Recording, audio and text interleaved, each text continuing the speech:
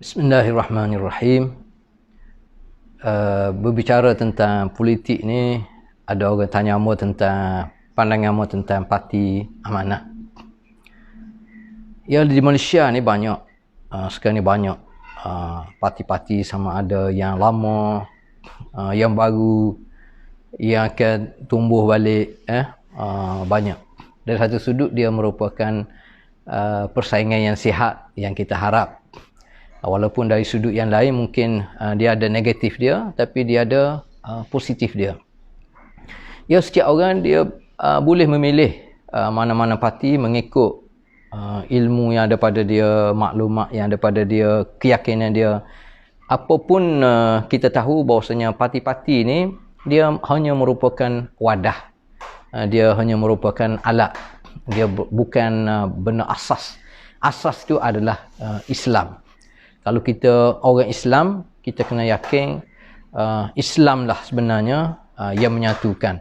Kalau kita nak sebut berkait dengan penyatuan ke perpaduan ke, asasnya bersatu tu dengan Islam. Maknanya akidah yang satu, Tuhan yang satu, Quran yang satu, kiblat yang satu, ukhuwah yang tetap sama. Kita berpegang pada iman, kita berpegang dengan ukhuwah Islamiah. Orang panggil cicang itu tak putus. Kerana apa? Kerana kita disatukan atas asas akidah. Dan dalam bab ni Allah Taala berfirman, a'udzubillahi minasyaitonirrajim, ya ayyuhalladzina amanu taqullaha haqqa tuqatih wa la tamutunna illa wa antum muslimun. Antara yang Allah Ta'ala minta pada kita ialah kita kena sentiasa bertakwa kepada Allah. Dengan takwa yang sebenar. Yang mana kita faham takwa ni, kita orang Melayu terjemah takut.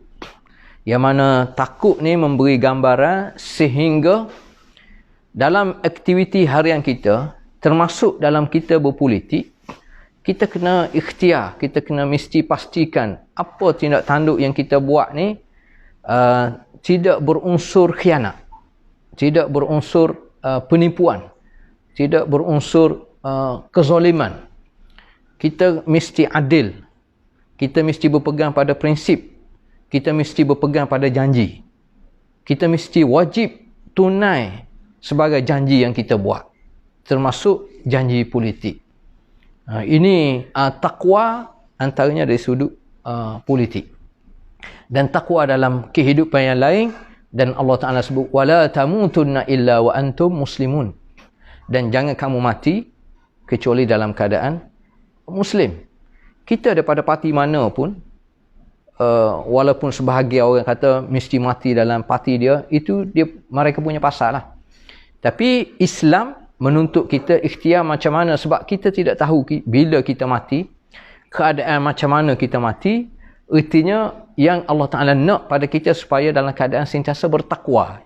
Maknanya dalam apa saja, di mana saja kita berada, apa saja kita buat pada masa tu, kita kena pastikan apa yang kita buat ni adalah hasil daripada rasa takut kita kepada Allah Ta'ala. Sehingga kita buat sesuatu yang boleh mendatangkan redha Allah SWT. Itu yang Allah Ta'ala minta. Akhirnya kita mati dalam keadaan kita menyerah diri kepada Allah Ta'ala dalam apa saja tindak tanduk yang kita buat. Baik, disebut tadi parti amanah, ya, salah satu parti yang ada di Malaysia. Walaupun di sudut tarikhnya dia masih baru, tapi sebenarnya dia ada kekuatan tersendiri. Ini pandangan apa? Kalau orang tak setuju, tidak ada masalah, kita boleh berbeza pandangan. Tak perlu kita kafir-mengkafir sesama kita. Dan Alhamdulillah parti amanah adalah parti yang berpegang pada prinsip. Dia punya paksi utamanya berdasar pada Quran dan hadis juga. Dan Alhamdulillah parti amanah bukan sebuah parti yang mengkafirkan orang yang tak boleh menerima kewujudan amanah. Dan amanah juga adalah satu kelompok, satu parti yang tidak memulau mana-mana, termasuk orang Islam yang tidak bersama dengan amanah. Bahkan kita menganggap semua kita ni adalah bersaudara, semua kita fastabiqul khairat, kita berlumba untuk buat kebaikan termasuk dalam bidang politik. Walaupun Amanah ni adalah parti yang baru, tetapi dia dibarisi oleh kepimpinan utama dia ni pemimpin-pemimpin yang sudah berbelah-belah tahun. Bahkan ada sebahagiannya sudah berpuluh-puluh tahun bergelumang dalam politik, turun ke akar umbi.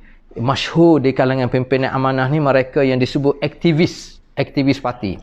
Mana bila sebut aktivis parti ni adalah orang yang menjuarai isu-isu yang berkaitan dengan rakyat, yang perlu pembelaan, yang perlukan keadilan, rakyat perlu pada bantuan keadilan apa semua sekali.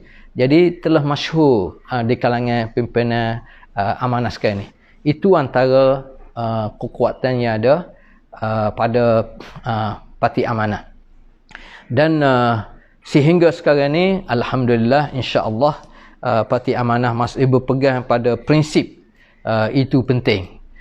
Dan bersama Amanah alhamdulillah ada gabungan dalam PH, kita panggil Pakatan Harapan, yang mana harapan utama daripada PH ni termasuk dari kalangan pimpinan Amanah berusaha untuk mengembalikan mandat rakyat.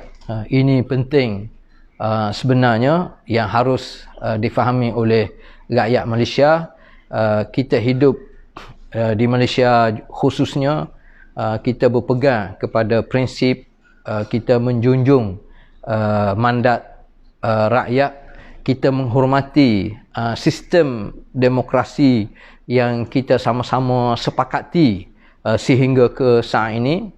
Jadi kalaulah majoriti rakyat memberi mandat kepada PH, itu yang perlu kita pegang dan kita kena usahakan, kerana kita yakin bahawasanya PH termasuk Amanah berusaha untuk menjadikan negara kita yang kita cintai ini, negara Malaysia, sebuah negara yang maju, sebuah negara yang bertamadun dan negara yang berkebajikan.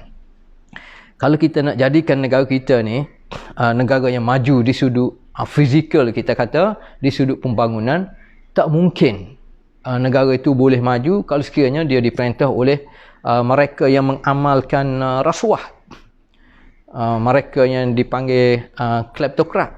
Tak mungkin.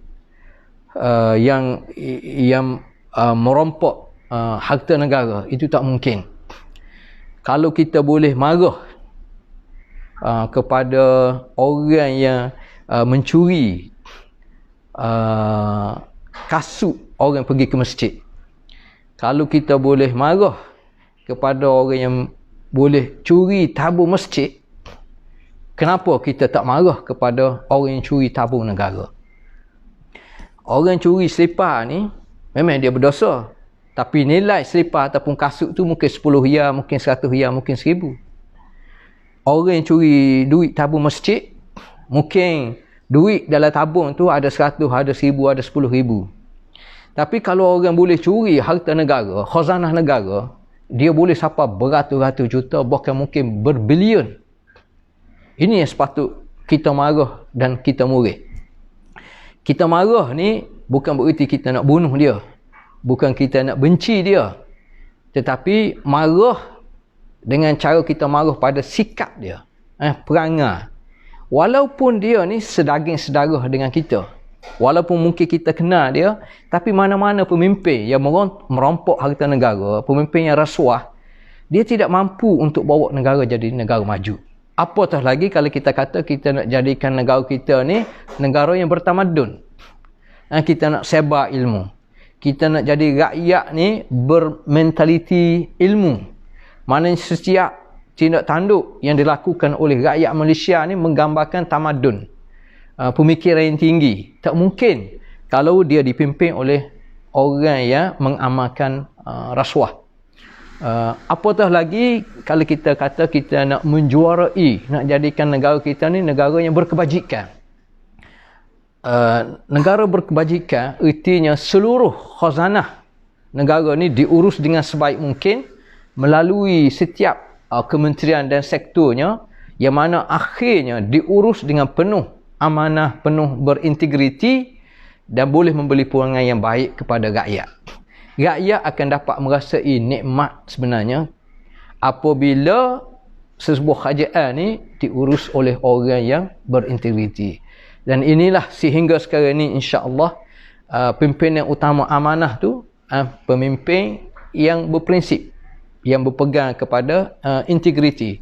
Di samping kita juga mendoakan kawan kita terutamanya daripada PKR yang diketuai oleh Datuk Seri Anwar Ibrahim, yang kita semua maklumi, dan kita harap juga daripada rakan sekutu PH daripada DAP, walaupun dia non-Muslim, walaupun mungkin kita tidak bersetuju beberapa kenyataan daripada pemimpin DAP termasuk isu Jawi apa semua sekali, itu kita tak bersetuju, tetapi secara umumnya maknanya mereka juga bersetuju untuk pastikan negara ini diurus dengan baik, dengan adil, dan kita berkeyakinan sepenuh bahawasanya PH ni dikuasai oleh juga, kalau kita nak kata bangsa Melayu, memang majoriti kita bangsa Melayu.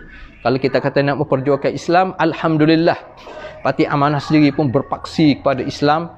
Kita juga nak mengembangkan ilmu, nak mengembangkan Islam, dan kita yakin sepenuh sekiranya Islam ni disebarkan dengan sebaik mungkin, bukan setakat orang Islam akan rasa nikmat berada di bawah pengurusan negara Islam, bahkan non-Muslim juga akan rasa aman kalaulah Islam itu difahami dan direalisasi dengan sebaik mungkin, dengan sebenarnya sebagaimana yang diajar oleh Nabi kita Muhammad sallallahu alaihi wasallam. Wallahu a'lam.